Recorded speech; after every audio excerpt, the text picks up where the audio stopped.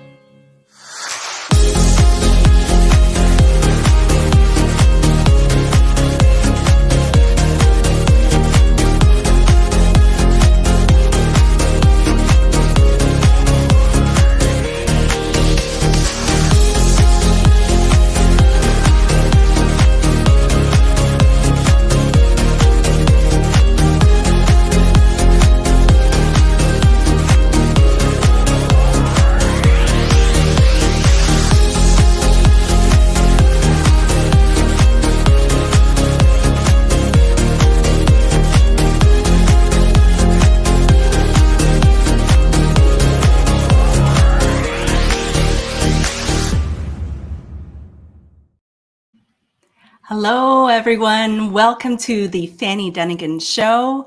And you are joining me in Dallas today, which is freezing cold. It feels like 12 out there right now. And good morning, good evening, good afternoon, depending on where you're tuning in from. Thank you for joining me on my show, where every week I speak to content creators, industry experts, all who lead with their hearts. And I feature their expertise and share their advice and insights with you in the audience. So thank you for joining me. Let's see who's in the audience today. Of course, we have Ann Small, so make sure you all connect with her. She is my community manager of the show. And we have Dolores, welcome from Dallas. You probably feel the cold as much as I do. It is certainly a crazy, crazy weather day. So I want to encourage all of you in the comments to please treat it as a community. Connect with each other, share with each other what you do, and you never know who you might meet. You might meet a potential collaborator, vendor, partner, new connection, potential client, employer, job seeker. You just never know. And I want you to treat the comments like a community, and please feel free to meet each other and introduce yourselves and tell people where you're tuning in from as well. So network in the comments, and I challenge you to at least meet 3 new people in the comments of this show. My audience is amazing, and you're going to find wonderful people there in the audience. So thank you for joining me. And I'm going to bring in Anne real quick just so that she could say hi. She is my community manager of the show. So make sure you connect with her, and she'll also pull up comments and questions and all that. Welcome, Anne. Thank you. I'll be looking for your questions, everyone. Awesome. Yes, please do post your questions, and we will make sure we post that for the guests as well. So, as I do every week, I start off with a content tip of the week. And I wanted to talk about a topic that I spoke at a conference this week, the International Association of Venue Managers Conference. It was for their Guest X conference. So this is an association for venue managers all over the US, as you know, which are all hit quite hard during this COVID pandemic. And I talked all around creating marketing plans around addressing people's needs. For those of you that might be psychology majors, you might have heard of Maslow's hierarchy of needs, where there are 5 levels of needs that all humans crave and need for a fulfilling life. And I challenged them to create videos and create marketing campaigns to address those needs. At the very bottom of our human needs is our basic needs, right? From food, air, to beverages, making sure that we have clean air to breathe, food that is safe, and all those things, especially for venues or even stores that are opening up. Make sure that in your marketing that you address all those basic physiological needs of people. The second level of Maslow's hierarchy of needs is safety and security. So whenever you are doing marketing around that for your storefronts or venues, make sure that you ensure and tell them all the safety precautions that you've put in place, especially during COVID and the pandemic right now. The third level of Maslow's hierarchy of needs is our need for love and belonging. And this is when you create marketing videos to unite people, to connect people, to remind them of the community and sense of connection we feel when we interact with each other, because we all crave love and belonging. So make sure you address that as well. The fourth level of Maslow's hierarchy of needs is our esteem, right? We all want respect from others. We all crave respect of others. And so make sure you start to take into account in your marketing campaigns respect for diversity, respect for others, respect for inclusion, and all that. Because we may have love and belonging, but we also crave respect. And at the very top of Maslow's hierarchy of needs, we have self-actualization. And that's when we want to be reminded of our, peak performances and our need to be at our full potential. And so whenever you have stories of inspiration, stories of people reaching their peak and reaching for growth, make sure you include that in your stories as well. So I just wanted to share with you all some of the things that I talked about at this Guest X conference. And in your marketing campaigns, make sure you consider all these different levels of needs in Maslow's hierarchy of needs. And that's my content tip of the week. I also want to share with you my quote of the week, and it also ties back to belonging. There is a wonderful book that I read called Belong by Ragha Agrawal, and the quote is this. This is my Shine Your Light quote of the week. The world needs more belonging, more love, more community. And building a community is one of the most important, generous, and creative acts a human can aspire to. So I hope that quote lifts you for the week.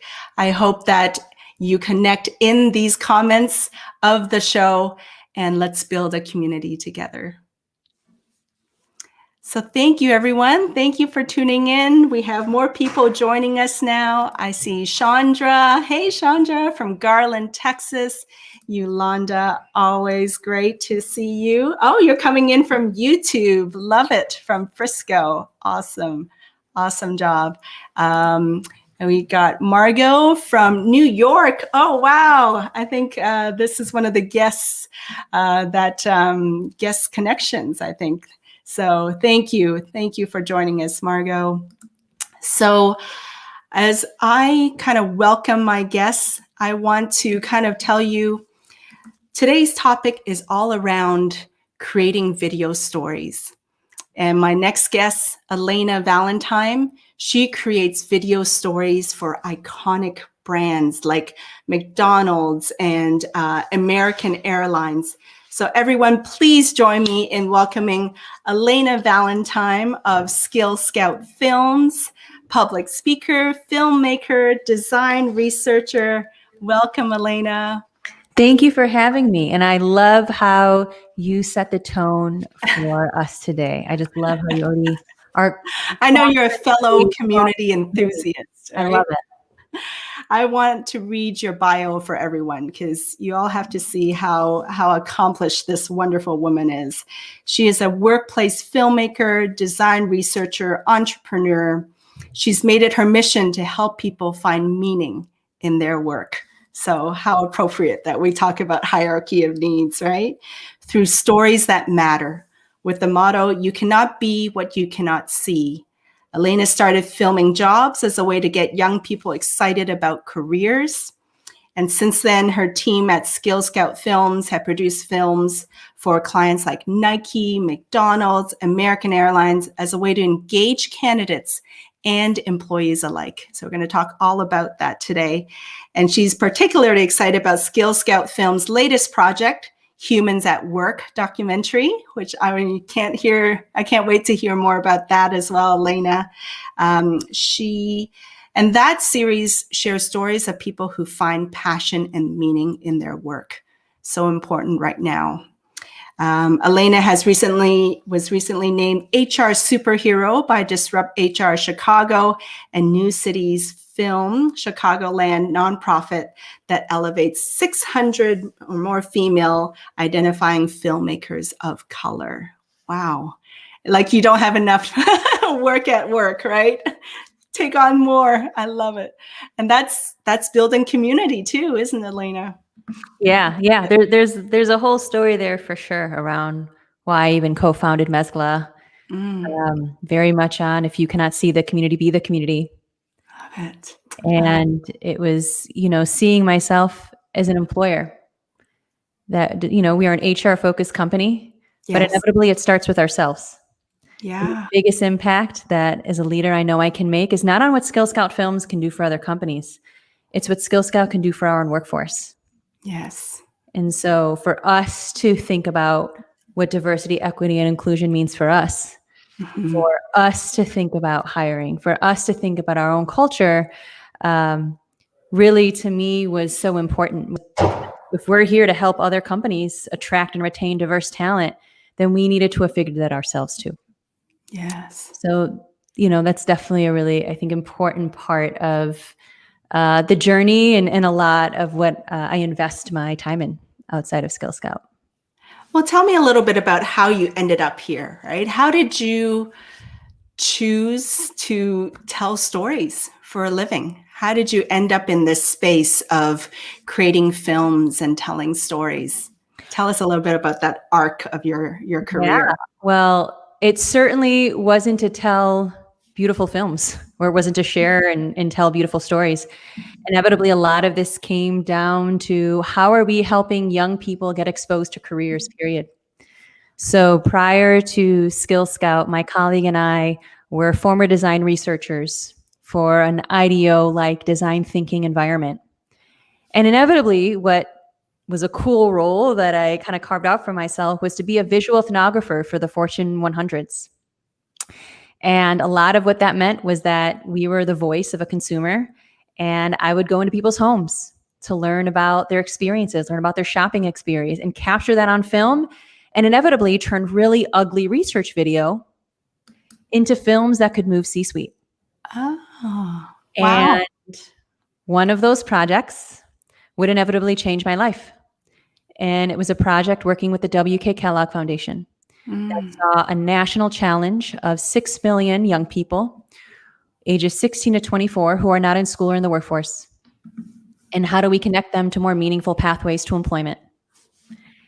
And there were several things that we noticed at the time. Was one, you cannot be what you cannot see.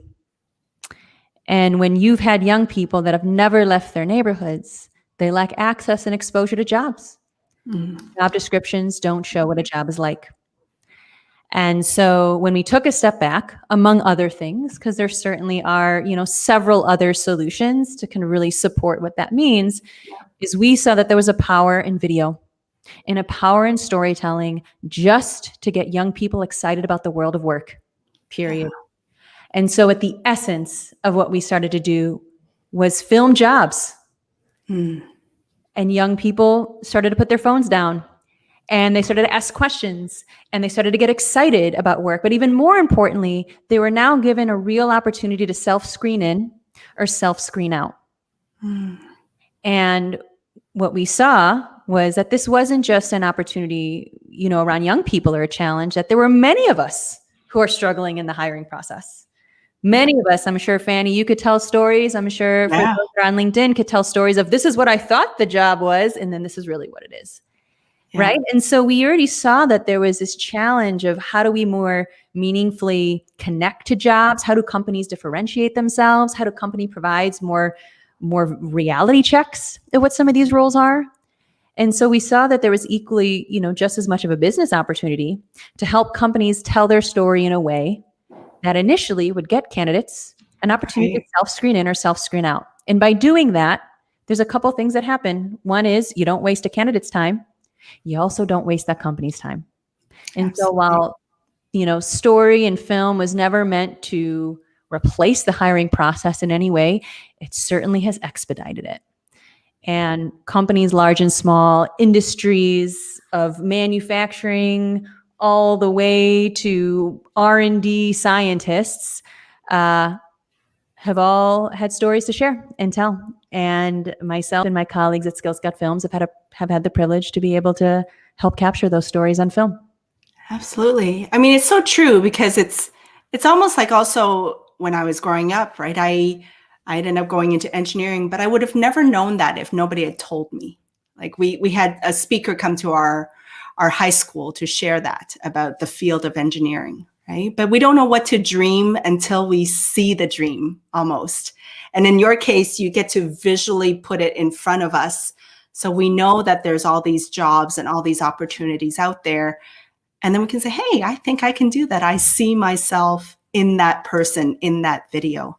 Yeah. And that's inevitably, when I think about it, because I've been a geek about work for a really long time. Like I was one of those nosy kids. Like I wasn't trying to play princess. Like I was trying to play Dr. Dick, the surgeon, or, a social studies teacher, Jacques Cousteau, the next oceanographer, whatever that was.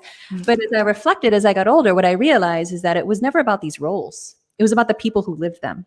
I wanted to be a primatologist just like Jane Goodall.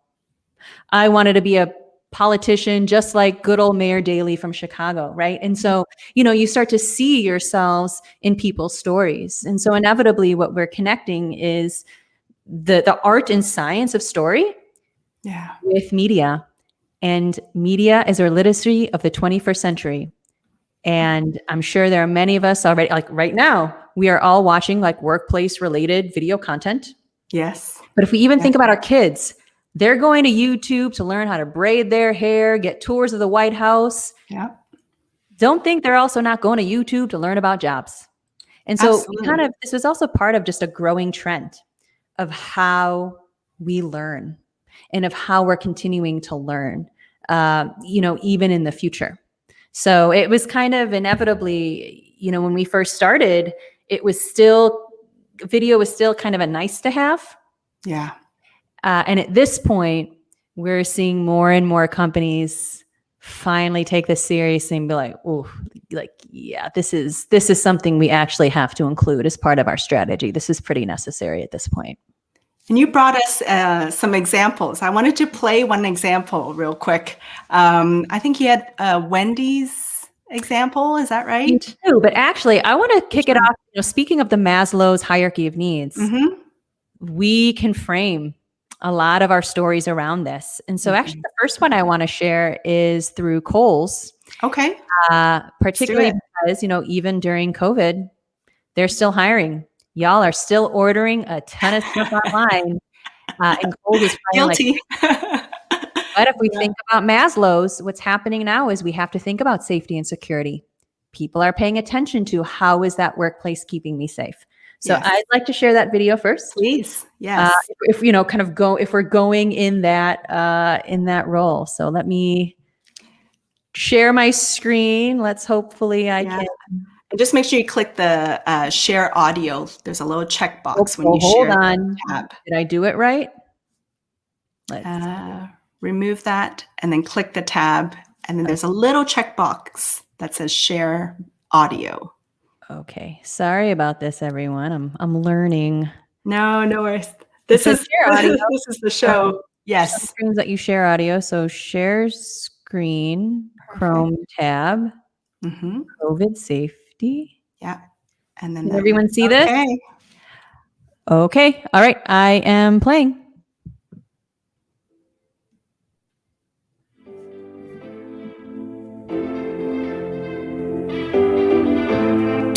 We really care about our associates. So if something was to happen due to COVID, we really take that to heart.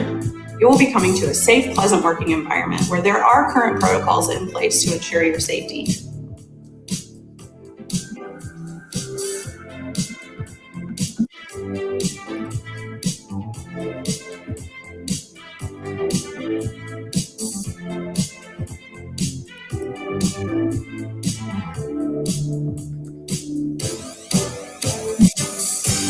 Kohl's has done, to me, everything that they need to do to keep us safe.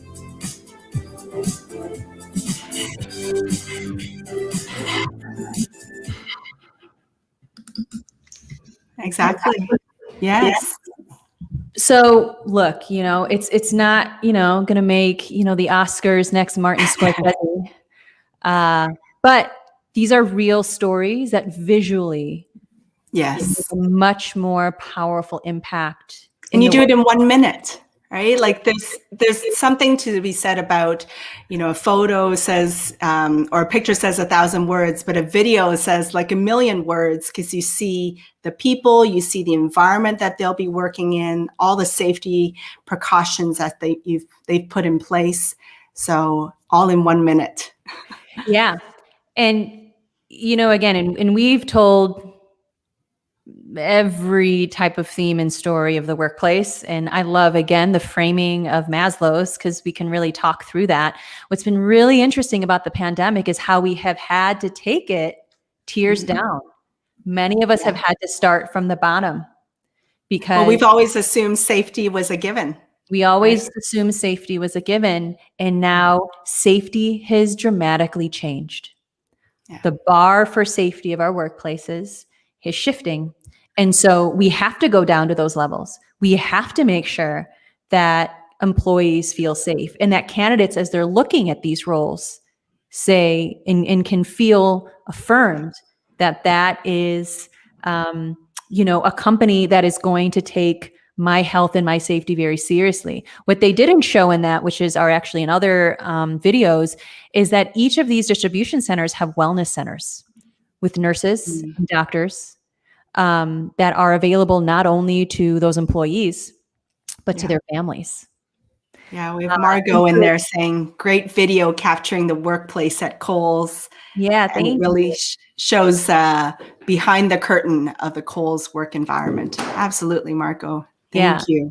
And what was fascinating, and we can move on from here, is, as I'm sure, for your businesses, and Margot, I saw that you were a part of a media firm too. I mean, on-site production took a very serious halt in March in 2020. And it was scary, not just for our companies. It was really scary for companies like us, who also were, had a lot of plans to do on-site. And so what's been, kind of fascinating going through all of this is, I think part of the hesitation that companies had in wanting to push forward with content is they're like, oh, this pandemic, we don't want to date ourselves by having masks. We had to have a lot of those kind of hard conversations with companies. And what we had to tell them was like, look, if you plan on hiring between now and the next 2 years, you better believe it that candidates and employees are looking at that video to make sure and ensure that those safety precautions are happening. Absolutely. And so actually it really is a miss for companies to think that what they want is evergreen content with people with no masks and having team huddles, because that is not the reality for the next 2 years. And if you plan on building an authentic and truthful culture that you want your candidates to feel like they know before coming in, start to think about how you're going to invest in that content now. Absolutely. So let's break it down, right? Because when I was kind of thinking through what you do, right? There's all these different levels of the importance of storytelling and videos, right? There's the attraction side of bringing the talent into the company, creating brand, attracting people to the company, especially if it's not a well-known brand.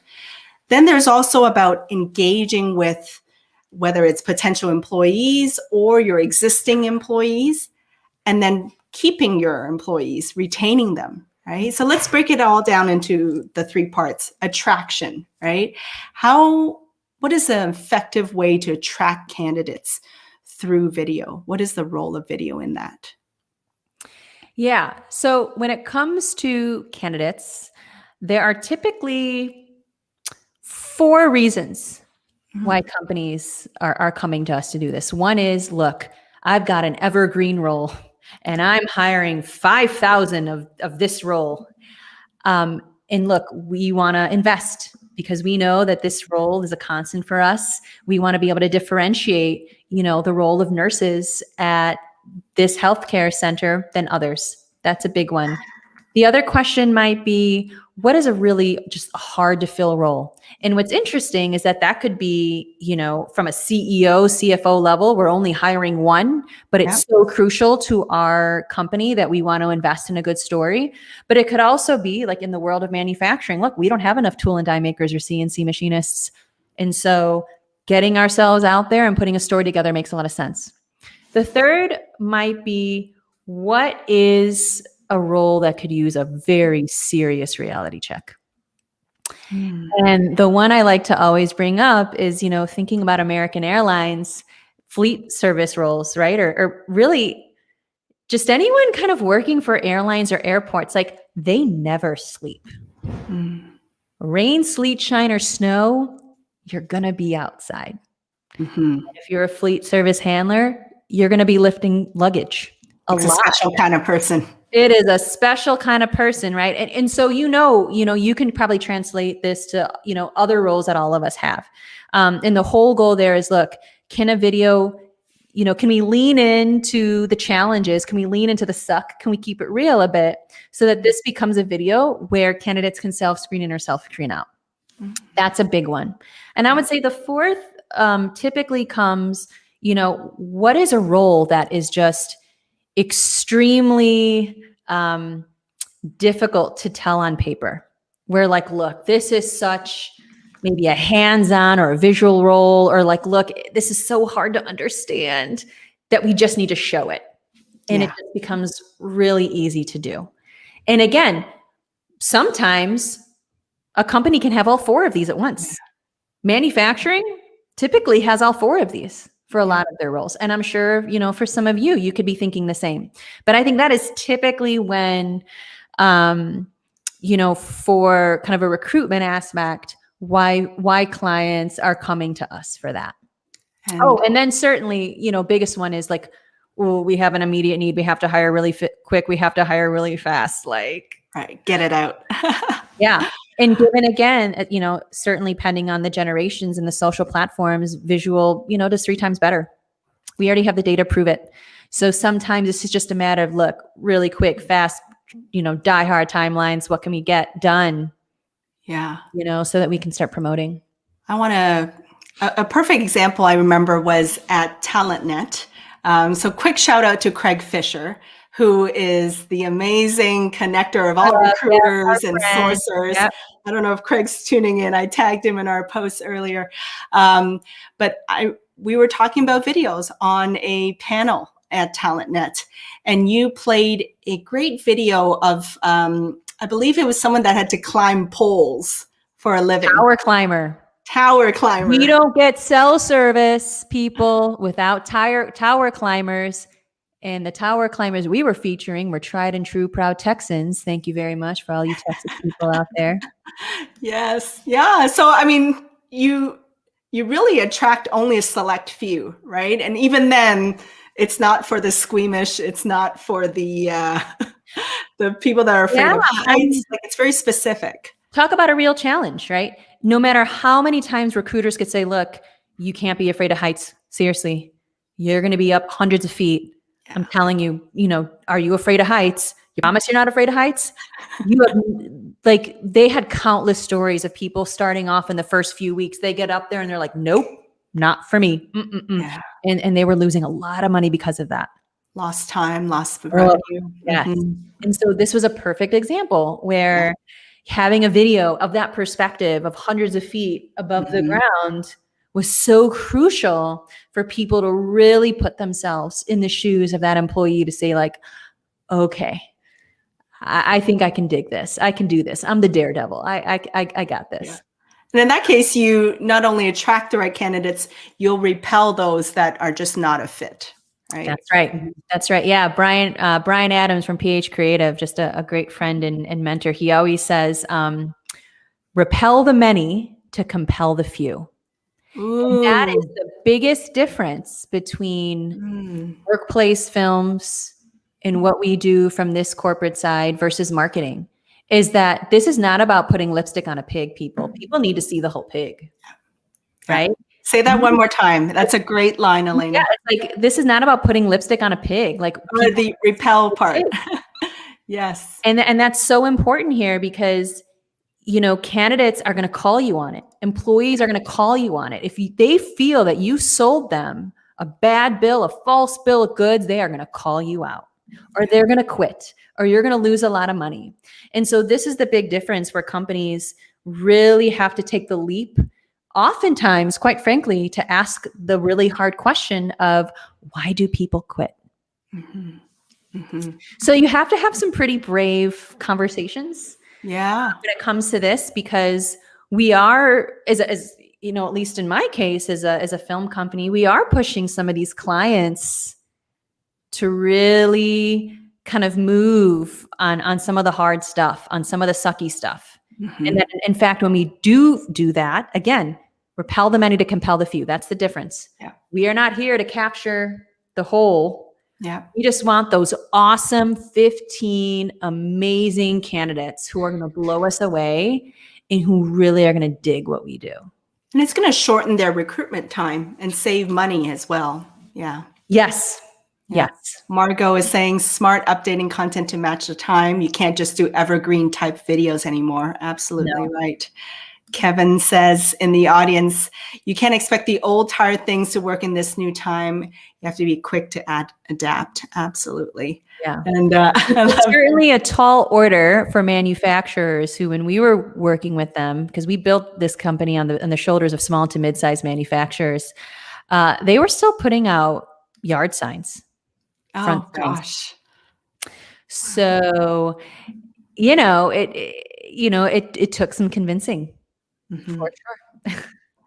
Jason, unsung heroes, the tower climbers. I am telling you. Also that we can come to you live with this. I am telling you, we do not get cell phone service. We cannot watch the streaming on our phone if it's not for amazing tower climbers. I give them all my love. So let's go to the second part of that. So we attract them, right? And then now, how do we engage talent with video? Yeah. So again, that's a pretty broad, question in that sense. Typically, here's the thing. The reason why we want to have video in the first place is certainly, yes, there is a show and tell aspect here that is really important, that we know is part of a key way that people learn. But certainly, oftentimes, the reason why we're also going towards video is because we want an emotional connection. We want to kind of create some sort of emotional connection, right? This is not just about sharing out of information. This is about, we want our people to feel something. And so when we think about, once someone's been hired, where video becomes important, literally can be right from the beginning, which is right at orientation and onboarding. Especially now, some of the biggest, concerns and challenges that companies had was like, we're hiring these interns and we're hiring these new people. We don't even have an office. They've never even met like any of their team members. How are we going to create that cohesion? Well, a video on Meet Your Team. Yes. Or a video on Meet Your Leader and their origins into the company. Right. So some of it can just be these kind of key stories of, get to know me, get to know you. And sometimes this is external facing, sometimes it's not. And so this is really where kind of it depends on your company. But especially because we're in multiple locations, working remotely, working from home. Exactly. Engage can also just be, ways that we are kind of showcasing great work that's happening around the company, especially for global companies.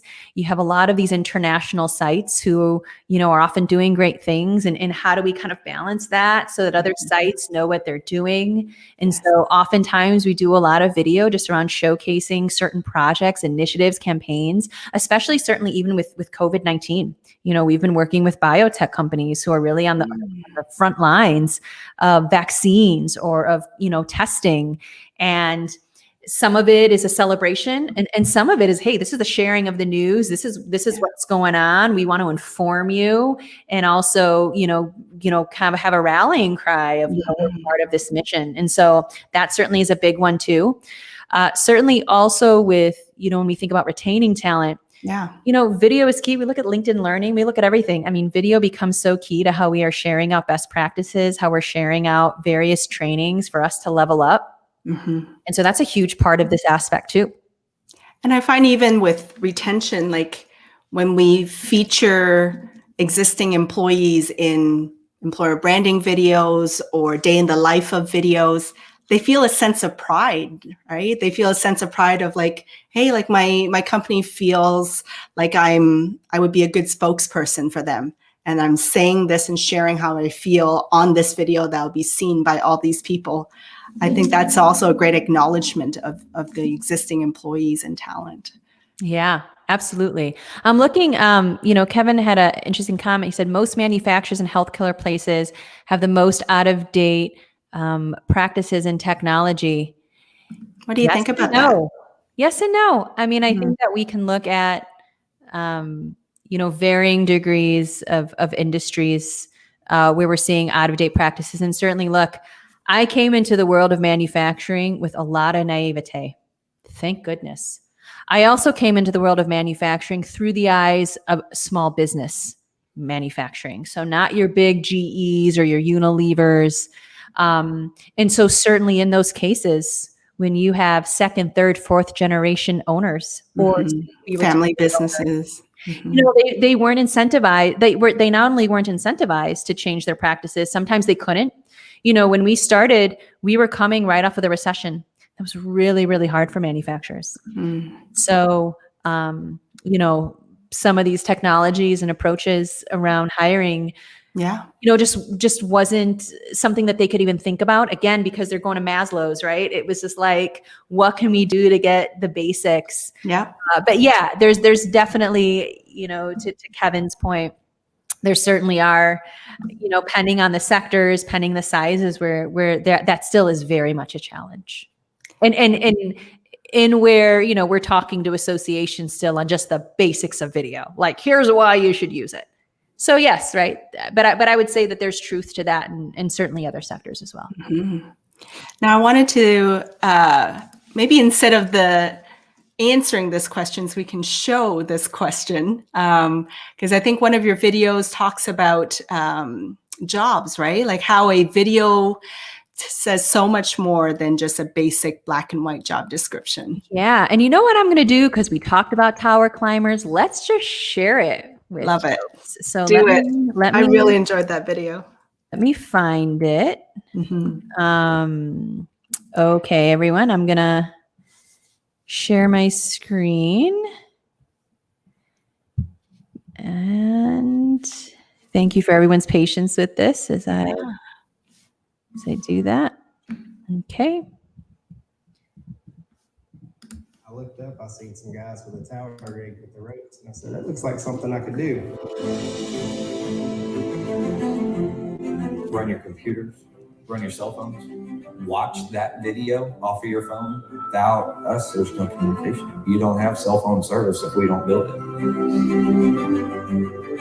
I don't think it's safe for any guy to say he's not scared. There's always moments when we're lifting something heavy or something. If you got enough sense, you're going to be a little scared. But knowing the people you're working with, knowing everything's going to go the safest it can, then it's just another day. Watch what you're doing. Watch everything around you. Inspect everything before you climb on it. Well, it's a full body harness that goes around your waist. And you've got 2 lanyards on your back with hooks. One of those has to be on the tower at all times. If you forget to do something, you're always got your friend there watching out for you. We do the same to each other, so make sure that you're good. At S2E4, they give a lot of good training. Teach you how to rescue, they teach you how to use all your safety equipment. After they get out of training, they should be able to climb. Me recomendaron esta empresa, me dijeron que era una empresa muy buena. Disfruto de mis compañeros, disfruto del trabajo, me gusta experimentar cosas nuevas y creo que esta ha sido un gran reto. We ride the same truck, eat at the same restaurants, climb the same tower. So it's like a family. When we get to the job site, we usually get out of the truck, talk about the paperwork, things like that. So everybody gets out the truck and knows exactly what we're doing. I'd say if you're going to start in the tower industry, this would definitely be a company to go to. So there's always that next tier you can go to. I can grow here by learning other things and giving us the opportunities to move up. This is the 4th company I've been to, and I already see I'd probably retire with this company.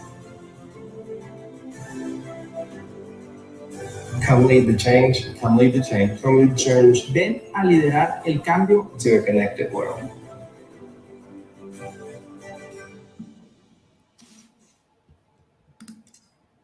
Wow. There you go.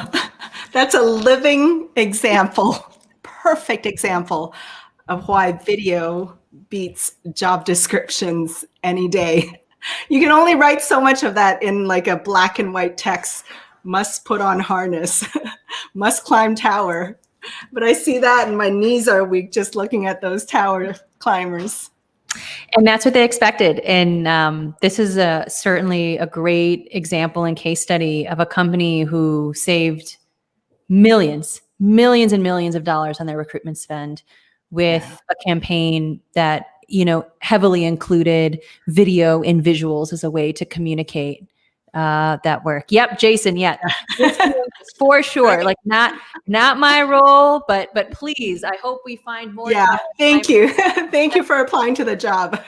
Whoever they were. When we've had major storms and hurricanes and tornadoes, we think about the hurricanes that, even hit Texas. Oh, we were waiting for those tower climbers, right? Yeah. We were waiting. I mean, without this, we couldn't communicate.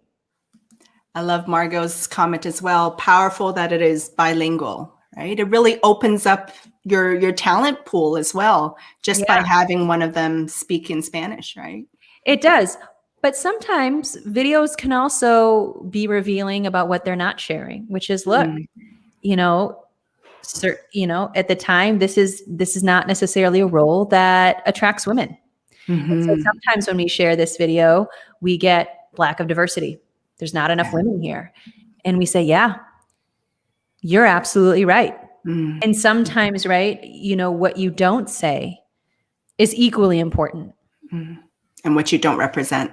What you don't represent. And certainly it's not to say that SAC Wireless is not, looking to attract, women and others.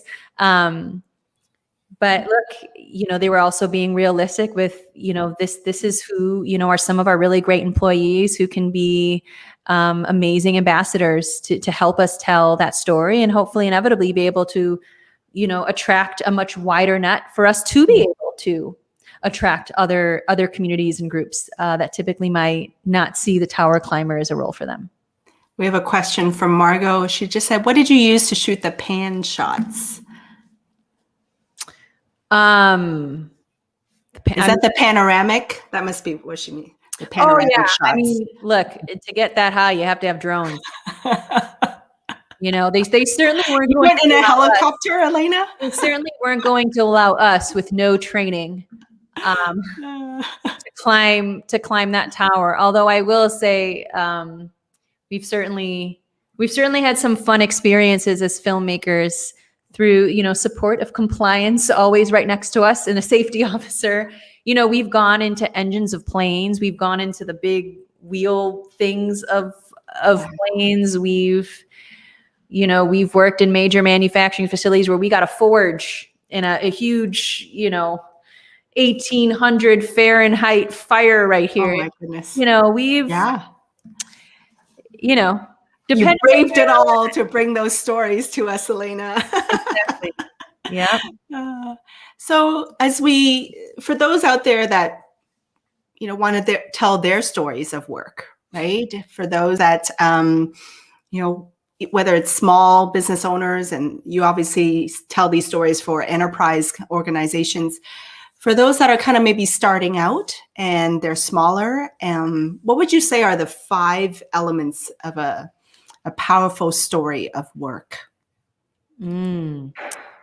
So again, I think it really is going to be dependent, because the way that we would approach a company overview and a cultural overview versus a job video is very different, right? The more specific we get, the more specific we have to be in our responses. But again, let's think about the Maslow's hierarchy of needs here. If we think about job videos, for example, which is when we started, which is where we started, there's typically 5 key elements of a job video that we have found has worked across the board and, tried, tested, and reviewed by young people.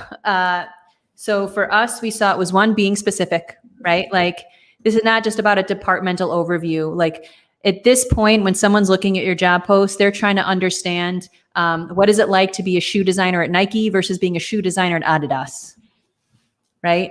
And so, that was kind of a big thing of the more specific of a role we can get, the kind of tighter we can get on who we're attracting. The second one is, and this is so easy because it's video, is show and tell, right? I want to see less talking and more of working. And so for some of you, the challenge is, I've got too many proprietary processes, or I work in a hospital and we can't show patients, and that's okay. We can mock some of these scenarios, right? Inevitably, when it comes to this actual video, candidates are not necessarily caring about this is an actual project right here, right now, but literally just wanting to see the skills, wanting to see the movements, wanting to see the activities that they would be expected to do every day. The other, certainly, and we can talk through this, but timing is a factor here.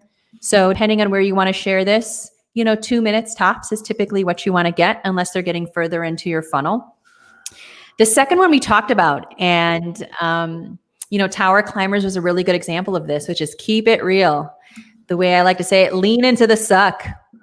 Help us understand why this job is so difficult, why people might quit, why people are don't want to apply to this. Recruiters know all of this, right? And so if you can empower them to really share that, and certainly with candidates and employees, that becomes a big one. And then the big one, right, which kind of gets us kind of more existential, gets us more up to, up the ranks of the Maslow's, is it's sharing the why. It's, why do you come back to work every day?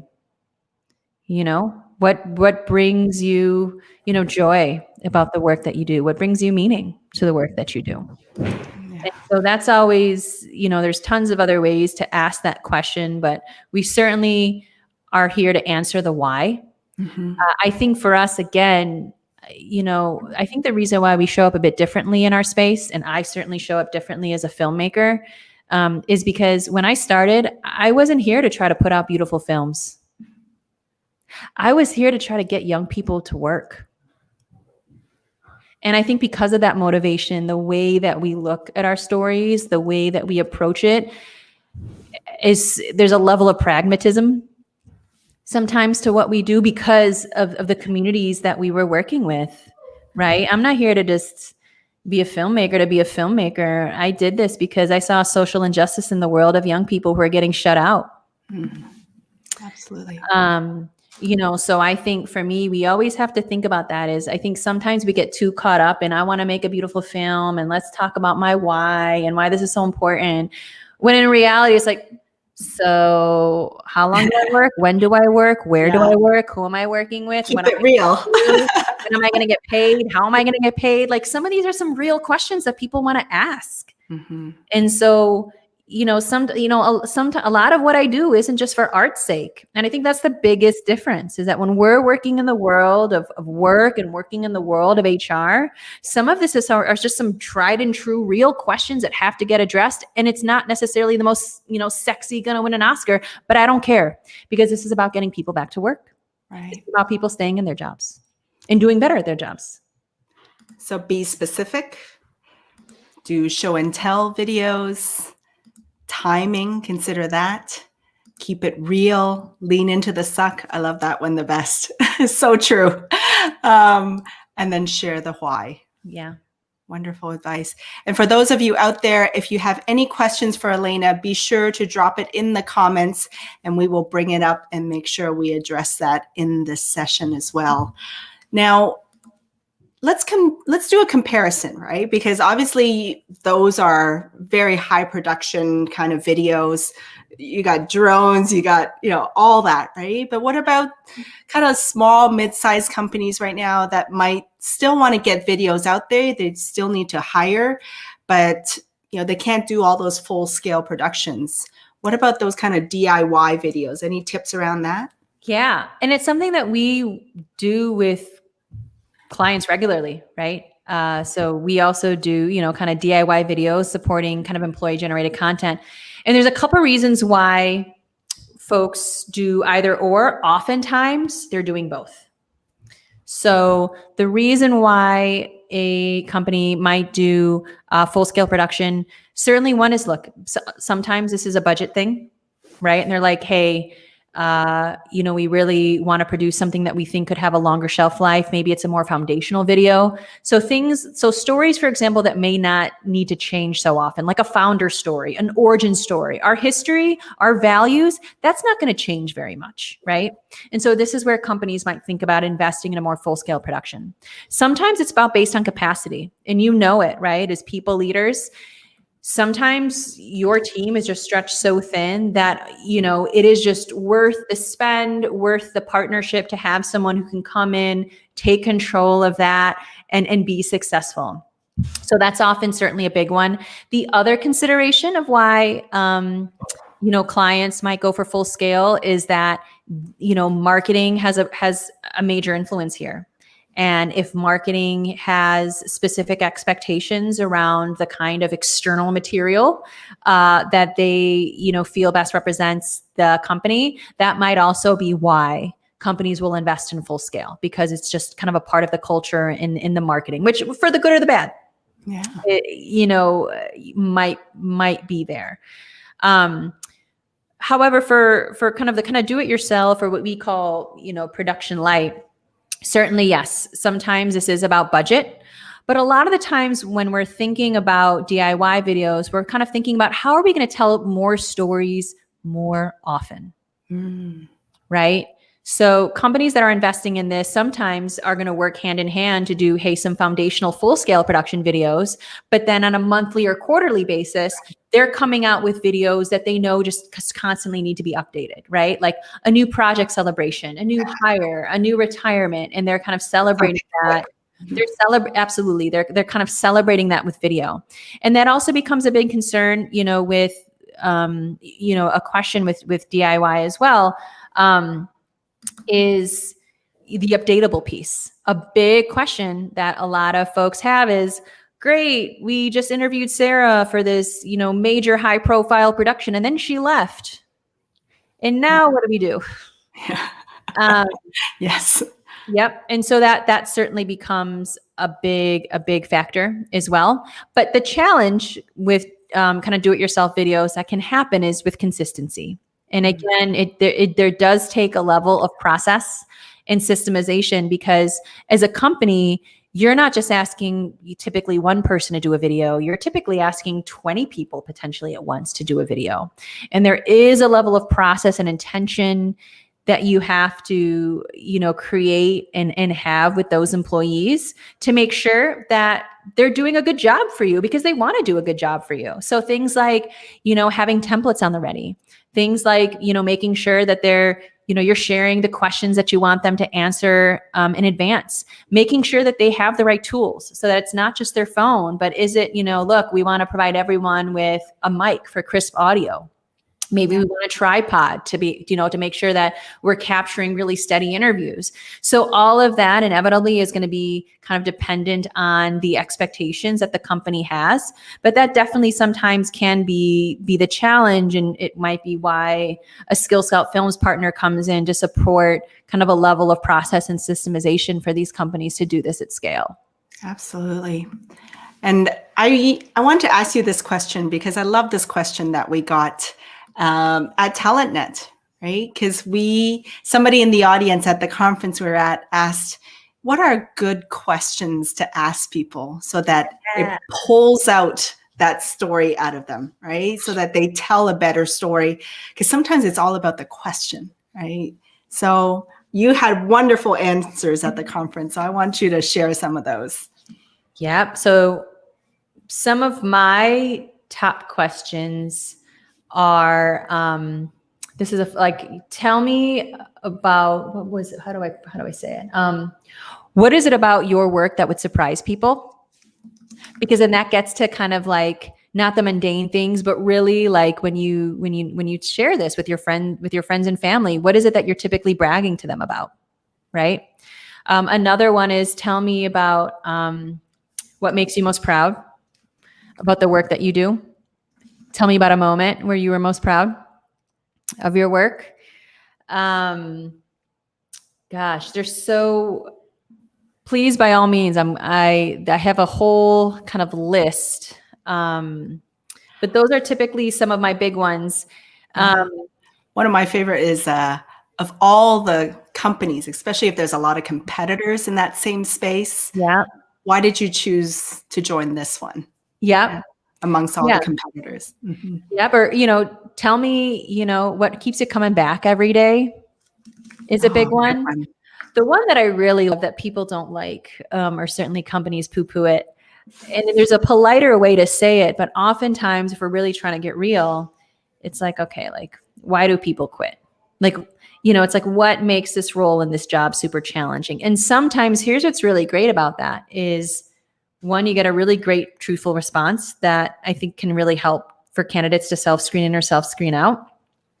But what we've also seen is that this is very, very helpful research for HR.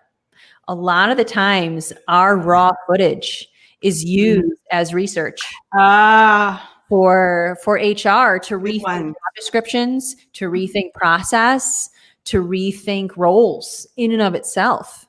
And so these questions don't necessarily have to be questions that you're asking people on camera for some sort of external facing series. Right. So much of these are questions that you might typically ask in a stay interview. It's almost like a mini focus group.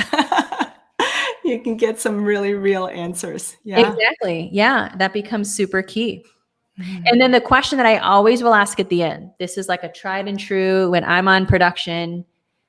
Is there anything else you'd like to share that I didn't ask you? Mm-hmm. And this sounds like a really funny and stupid question and not very brilliant, but inevitably what that means is we are holding space and opening space for them to, knowing who that audience is, to either reiterate something that is very important to them, or share something completely new and surprising to us. And then we spend the next 20 minutes talking about that theme. Like, what? There's flexibility in this? Tell me more about that. Tell me more about this story. And so I love that question because it really shows then that we are here to have two-way conversations versus me asking you my dog is going nuts right now. No worries. So, so that it feels, again, kind of a two-way a two-way street that we're opening it up to them to make sure that that they are sharing, everything that they've wanted to talk about, this role or this company, et cetera. Yeah, Margot says, good way to do research. Absolutely. Dolores in the audience, thanks for pointing out the differences between a full-scale production and DIY. Thank you. Time always flies quickly on this show. I wanted to kind of end with this question because, we have a lot of folks that are even in job search in the audience, and as well as entrepreneurs and founders and corporate professionals. You've worked with some of the most iconic brands, and who would have thunk? Little do they know we're some scrappy little team in Bridgeport, Southside Chicago. It's the scrappy ones that win. What is some advice that you would give, maybe for some of the entrepreneurs out there? How can they attract iconic brands to work with? So I will quote a mentor and a big partner of ours, Shaker Recruitment Marketing, and Joe Shaker Jr., who's the CEO. His father started Shaker Recruitment Marketing in 1951. They were one of the first companies. And Joe Shaker and his family's advice when it comes to this is make a friend, make a deal.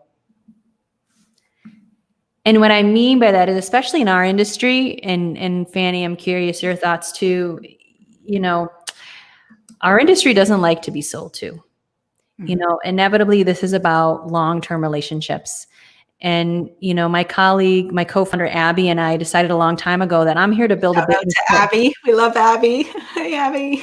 Yeah. That I'm here to build a business to last, not to sell, which means that we're in here for the long game, just as much as many of our people leaders are here from day one as they move on to various different companies. And so it always rang true for us, make a friend, make a deal. And that any conversation I go into, inevitably is more about how can we just, develop a good relationship. And if we happen to be a good fit, great. And if not, there's still opportunities for us to not just collaborate, but quite frankly, we're going to see each other in the same sandboxes anyway. So we might as well play nice and have a genuine interest in each other. So I think that was a big one. The other thing, certainly was, in any industry that you're in, you have to invest in this industry. And what I mean by that is, it's not just about showing up to a conference to be at a booth. Quite frankly, Skill Scout for a long time had never even been able to afford that. We'd been building this business, from the ground up. And what that meant was, I'm there to learn just as much as you are. Yes. I'm here to network just as much as you are. If it just so happens that it makes sense to really share what I do, awesome. But if not, that's okay too. And we've spent years doing that. We continue to spend years doing that. And so that certainly kind of was a big one. Perfect example. I mean, I've shared a stage with you. I've shared a stage with Abby, and I just so respect your work and what you guys do at Skill Scout. And then Craig has built this great community to bring us all together. And I think that in itself, like the power of the network, the power of the community. And then when something comes up and you think of that person, they become top of mind, and then they recommend them for a piece of work. And inevitably, right, just like all industries, right? Yeah. Some of my clients have now become some of my best friends, right? Or even folks that we've never worked with, we're still super close to, and they refer us. Like it's just one of those things, is that I think the big difference for me is, again, I'm here to build a business to last, but I've also found my life's purpose, right? I have reached a level of self-actualization in the Maslow's hierarchy of needs of what I do. And it is a privilege to walk in my truth every day, right? Like I am so privileged to do this work, to be a fly on the wall as people reflect on the work that they do. And that's an honor, and that's a privilege. And so I know that we're not for everyone. And I think that's in part also, when it comes to attracting iconic brands, is I know that I am a special spice of paprika. And so if you're looking for salt or you're looking for turmeric, by all means. But if you're looking for a really dope paprika, we're your people. And I think that was also it too. I think it's accepting too that, when you can be your most authentic self, right? There's going to be some companies and folks that gravitate you and others that don't. And that's okay, because I have an abundant mentality when it comes to our business and when it comes to, the businesses of others. Yeah. There's something so powerful about showing up as yourself, because then you also really kind of don't waste your time, because you attract what you attract, right? And you repel what you repel, and then you don't waste your time on conversations that are just not suitable because you've already repelled them. And then the ones that are attracted to your brand and to your tone and your why, then they really they're there to last, and they're serious when they pick up that phone and say, "Can you help me?" Yeah. And that's what this is about, right? Mm-hmm. Like, I've always come into any of this is we may or may not be a fit for you, and that's okay. And I'm not going to try to have you fit into, the square peg if, we're a circle. Yeah. That's good, Elena, thank you. Thank you. That in itself, that's a tip for life. Right? Just show up and be yourself, and you'll attract like-minded people. Right. Amen. There. Amen. Well, thank you, everyone. The hour always goes by quick. Thank you for tuning in. Yes, Anne was just saying, we have to know who our target audience is. People can tell when you're not showing up as your authentic self. Absolutely. Absolutely. And I just want to, before I close out, I just want to announce a quick event. So stick around a little bit, Elena. I do want to share real quick about the Association of Business Technology Professionals. We will be having our monthly chapter meeting on February 23rd at 6.